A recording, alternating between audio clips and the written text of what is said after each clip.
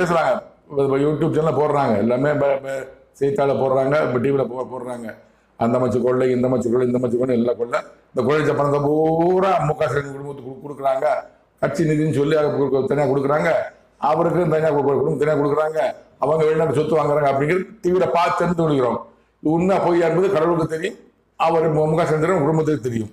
செய்த கிரியைகளின் நிமித்தமாக அவர் என்னென்ன செய்தாரோ, நன்மை செய்தால் நல்லது, கெட்ட செய்தால் கெட்டது, கெட்டு செய்தால் கெட்டது நிமித்தமாக சிறையிருப்பு முக ஸ்டாலினுக்கு.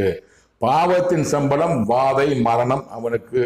இத்தேசத்தின் அதிபதியான முக ஸ்டாலின் உடனே அவர் செய்த பாவத்தின் சம்பளம் வாதை நோய் கொடுக்க போறாரு, சிறைப்பு தனி நோய் கடவுள் நோய் கொடுக்க போறாரு, மருந்து கொடுப்பாரு.